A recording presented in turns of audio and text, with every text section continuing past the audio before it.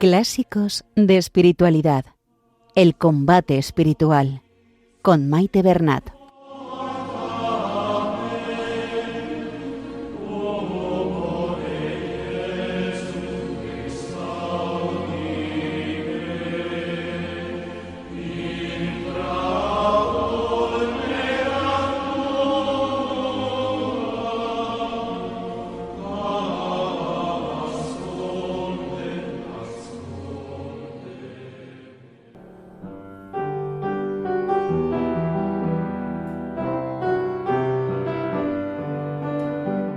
Un saludo a todos los oyentes de Radio María y bienvenidos al programa Clásicos de Espiritualidad. Saludamos a nuestra Madre la Virgen María y a ella nos encomendamos que nos ponga bajo su manto protector y que todo lo que hagamos sea para mayor gloria de Dios, que interceda por nosotros y por el mundo entero. Estimados oyentes, estamos escuchando en este programa Clásicos de Espiritualidad la lectura pausada de El combate espiritual de Lorenzo Scupoli. En el programa de hoy escucharemos los capítulos del 37 al 40. Se sigue tratando en estos el tema de la adquisición de virtudes. Ya en capítulos anteriores, Scupoli nos avisaba que el cristiano comprometido debe dejar de desear una vida cómoda y fácil. Ahora nos invita a escoger la puerta estrecha que conduce a la santidad. La vida del cristiano es una continua lucha contra las pasiones y un crecimiento continuo en las virtudes. Las virtudes se adquieren ejercitándolas, practicándolas continuamente. Esto ya de por sí genera incomodidad en la naturaleza humana que aún está en lucha para dominar las pasiones. A veces aparecen dificultades mayores que precisan de mayor trabajo.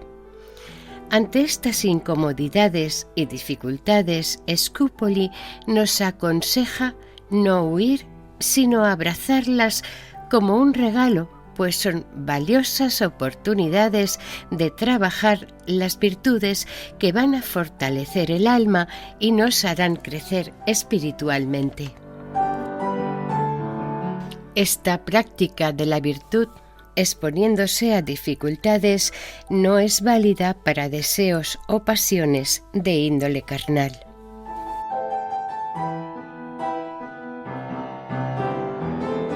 Comenzamos la lectura. El combate espiritual de Lorenzo Scupoli.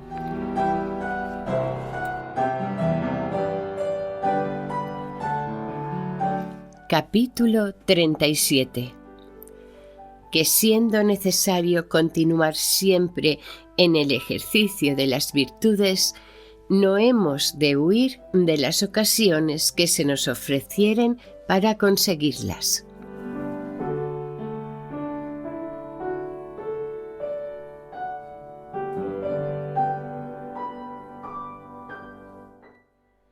Hemos mostrado con claridad que en el camino de la perfección es necesario andar siempre sin parar para observar bien esta regla. Conviene que estés siempre advertida y vigilante para no perder ocasión alguna que se te ofrezca de ejercitar las virtudes. Guárdate, hija mía, de huir de las cosas que son contrarias a las inclinaciones de la naturaleza corrompida, pues por ellas solamente se llega a las más heroicas virtudes. Por no salir del ejemplo que hemos propuesto, si deseas adquirir el hábito de la paciencia, conviene que no huyas o te retires de las personas, acciones y pensamientos que suelen moverte a la impaciencia. conviene que te acostumbres a tratar y conversar con todo género de personas, aunque sean molestas y pesadas. Conviene que estés siempre dispuesta y preparada a sufrir todo lo que pudiere causarte mayor pena o disgusto. De otra manera, no llegarás jamás a adquirir la virtud de la paciencia. De la misma suerte, si alguna ocupación te fuere pesada e incómoda, o por sí misma, o por la persona que te la ha encargado, o porque te divierte de otra ocupación que sería más de tu gusto, no dejes por eso de abrazarla con alegría y de continuarla con perseverancia, aunque sientas alguna inquietud o turbación en tu espíritu de que pudieras liberarte dejándola enteramente, porque de otra manera nunca aprenderás a padecer, ni tu quietud sería verdadera por no proceder de ánimo purificado de las pasiones y adornado de las virtudes. Lo mismo te digo de los pensamientos molestos que a veces turban y afligen el espíritu, porque no debes arrojarlos enteramente de ti, pues con la pena que te causan te acostumbran a la tolerancia de las cosas contrarias. Y ten por cierto, hija mía, que quien te enseñare lo contrario te enseñará más a huir de la pena que sientes que a conseguir la virtud que deseas. Bien es verdad que al soldado nuevo y poco experimentado le conviene gobernarse con mucha prudencia y destreza en estas ocasiones, peleando con el enemigo, a veces de lejos y a veces de cerca, según fueren mayores o menores las fuerzas de su virtud y de su espíritu. Pero nunca debe volver enteramente las espaldas y abandonar el campo de manera que huya de todo lo que pueda causarle inquietud y disgusto. Porque, aunque por entonces nos preservásemos del peligro de caer, no obstante, quedaríamos después más expuestos a los golpes de impaciencia por no habernos armado y fortificado con el ejercicio y uso de la virtud contraria. Estas advertencias no tienen lugar en el vicio de la carne de que hemos tratado ya particularmente en otra parte. Capítulo 38.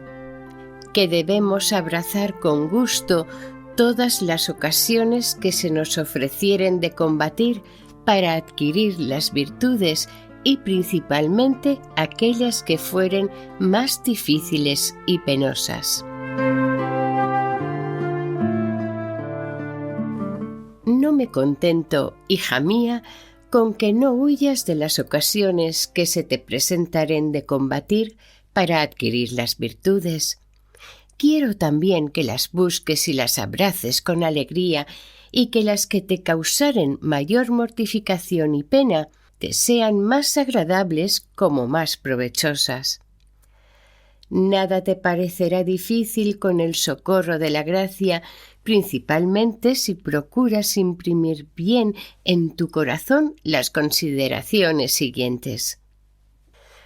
La primera es que las ocasiones son los medios esenciales y propios para adquirir las virtudes.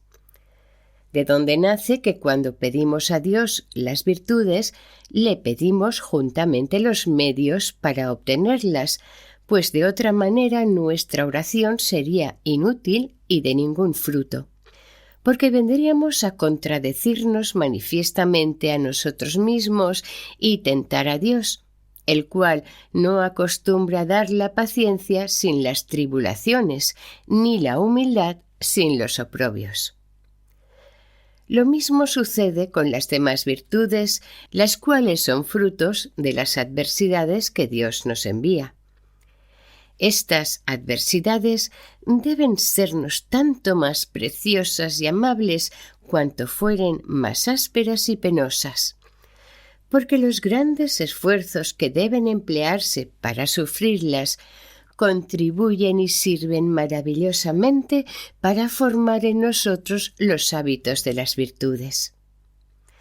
Son también muy estimables y preciosas las ocasiones de mortificar nuestra voluntad, aun en las cosas pequeñas y leves, porque aunque las victorias que conseguimos contra nosotros mismos en las grandes ocasiones sean más gloriosas, no obstante, las que alcanzamos en las pequeñas son incomparablemente más frecuentes. La segunda consideración que ya hemos tocado, que todas las cosas que suceden en este mundo vienen de Dios para nuestro beneficio y provecho. Porque aunque no pueda decirse hablando propiamente que algunas de estas cosas, como nuestros pecados o los ajenos, vienen de Dios que aborrece la iniquidad, es cierto, no obstante, que vienen de Dios en cuanto los permite, y pudiendo absolutamente impedirlos, no los impide. Mas por lo que mira a las aflicciones que nos suceden o por culpa nuestra o por malicia de nuestros enemigos, no se puede negar que son de Dios y que vienen de su mano, y que, aunque verdaderamente condene la causa, su voluntad es que los suframos con ánimo paciente, o porque son medios muy propios para santificarnos o por otros justos motivos que no son ocultos.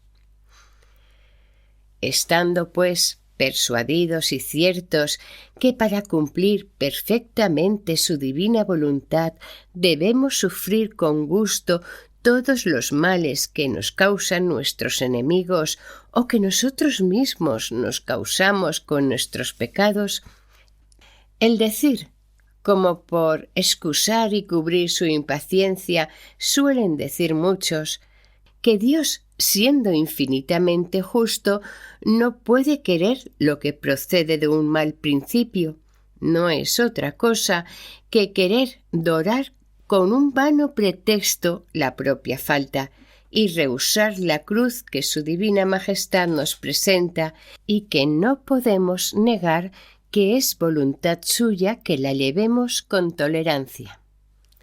Además de esto, hija mía, conviene que entiendas y sepas que Dios se deleita más de vernos sufrir constantemente las persecuciones injustas de los hombres, principalmente de aquellos que hemos obligado con nuestros favores y beneficios, que de vernos tolerar otros penosos accidentes, así porque la soberbia de nuestra naturaleza se reprima mejor con las injurias y malos tratamientos de nuestros enemigos que con las penas y mortificaciones voluntarias, como porque sufriéndolas con paciencia hacemos verdaderamente lo que Dios pide y desea de nosotros, y es de su honor y de su gloria. Pues conformamos nuestra voluntad con la suya en una cosa en que resplandecen igualmente su bondad y su poder, y de un fondo tan malo y tan detestable como es el pecado, cogemos excelentes frutos de virtud y de santidad. Sabe, pues, hija mía, que apenas nos ve el Señor resueltos y determinados a obrar de veras y a emplear todos nuestros esfuerzos para adquirir las sólidas virtudes, nos prepara el cáliz de las más fuertes tentaciones y de los más ásperos trabajos, y así, conociendo el amor infinito que nos tiene y la ardiente y misericordiosa solicitud con que desea nuestro bien espiritual, debemos recibir con alegría y con rendimiento de gracias el cáliz que nos ofrece y beberlo hasta la última gota, porque la composición de la bebida está hecha de mano de quien no puede errar y con ingredientes tanto más saludables para el alma cuanto son más desagradables y amargos a nuestro paladar.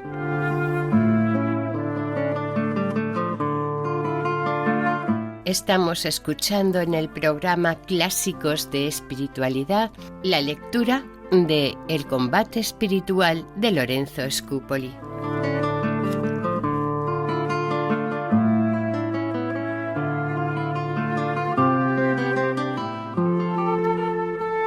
Capítulo 39. ¿Cómo se puede practicar una misma virtud en diversas ocasiones?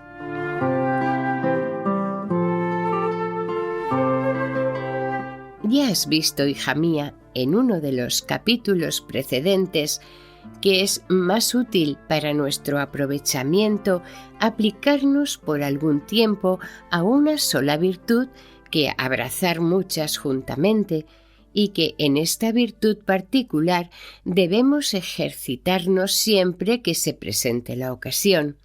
Atiende ahora y observa la facilidad con que esto se puede ejecutar. Podrá sucederte en un mismo día, y por ventura en una misma hora, que te reprendan de una acción buena y loable en sí misma, o que por otra causa murmuren de ti. Que te nieguen con aspereza una pequeña gracia que hayas pedido, que se conciba una falsa sospecha de ti, que te den alguna comisión odiosa, que te sirvan viandas mal sazonadas, que te sobrevenga alguna enfermedad, o que finalmente te halles oprimido de otros males más sensibles y graves de los innumerables que se hallan en esta miserable vida.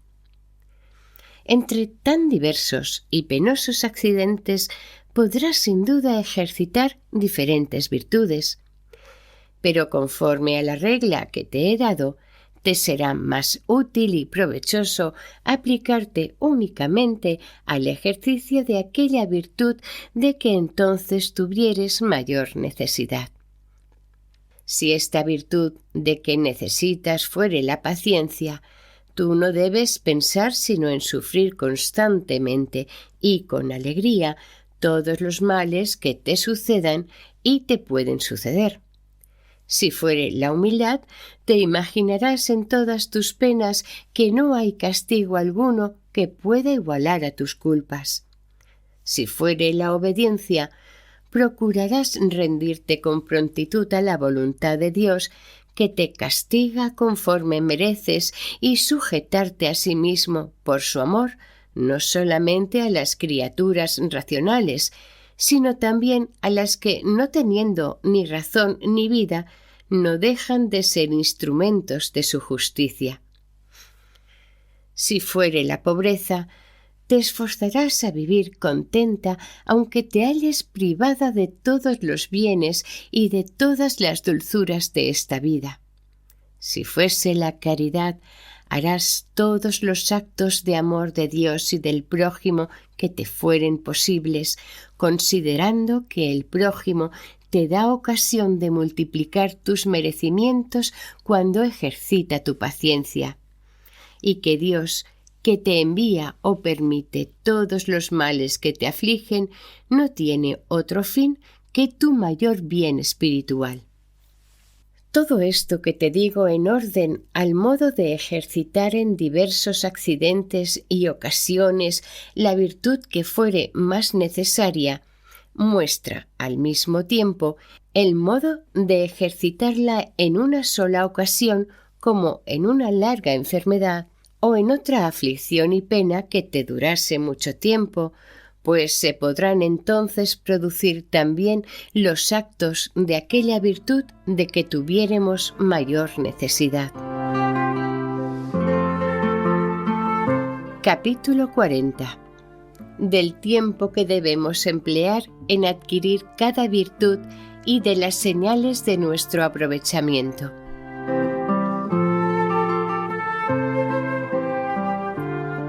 No se puede determinar generalmente el tiempo que debemos emplear en el ejercicio de cada virtud, porque esto depende precisamente del estado y disposición en que nos hallamos, del progreso que hacemos en la vida espiritual y de la dirección del que nos guía y gobierna. pero es constante que si nos aplicamos con todo el cuidado, diligencia y solicitud que conviene, aprovecharemos mucho en pocas semanas. Es señal indubitable y cierta de nuestro aprovechamiento cuando en la sequedad, oscuridad y angustias del alma y en la privación de las consolaciones y gustos espirituales continuamos constantemente los ejercicios de la perfección.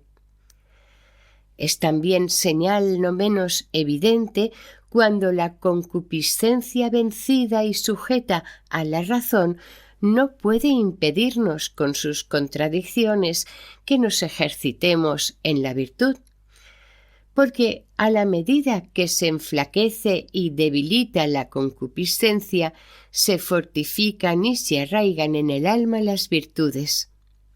Por esta causa, cuando no se siente ya alguna contradicción o rebeldía en la parte inferior, podemos prometernos y asegurarnos que hemos adquirido el hábito de la virtud, y cuanto mayor fuere la facilidad en producir los actos, tanto más perfecto será el hábito.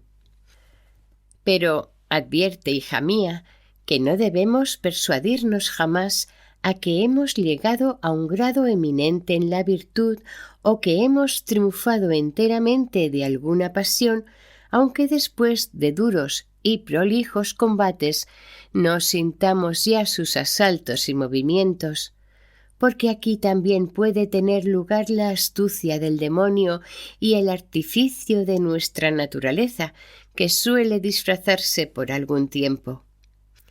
De donde nace que muchas veces, por una soberbia oculta, tenemos por virtud lo que es verdaderamente vicio, fuera de que, si consideramos el grado de perfección a que Dios nos llama, aunque hayamos hecho grandes progresos en la virtud, reconoceremos que todavía no hemos entrado en sus confines. Por esto, hija mía, tú debes, como nueva guerrera, continuar siempre tus ejercicios ordinarios como si empezases a practicarlos sin dejar que llegue a entibiarse tu primer fervor. Considera que es mejor y más útil aprovechar en la virtud que examinar escrupulosamente si has aprovechado, porque Dios, que es el que solamente conoce lo íntimo de los corazones, descubre a unos este secreto y lo oculta a otros según los ve en estado o de humillarse o de ensoberbecerse. Y por este medio, este Padre infinitamente bueno y sabio quita a los flacos la ocasión de su ruina y obliga a los otros a que crezcan en las virtudes.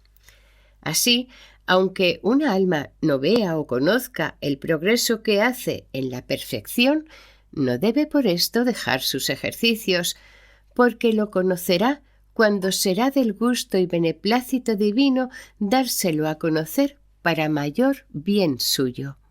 Ven, Señor Jesús, Maranatha. Y hasta aquí el programa de hoy. Continuaremos la semana que viene, si Dios quiere, con el capítulo 41 de El combate espiritual. Para ponerse en contacto con el programa, nuestra dirección de correo electrónico es clásicosdeespiritualidad@radiomaria.es. Pueden volver a escuchar el programa e incluso descargarlo en la sección de podcast de la página web de Radio María. Si desean adquirir el programa, pueden llamar al 91 8 22 80 10. Que el Señor y la Virgen les bendigan.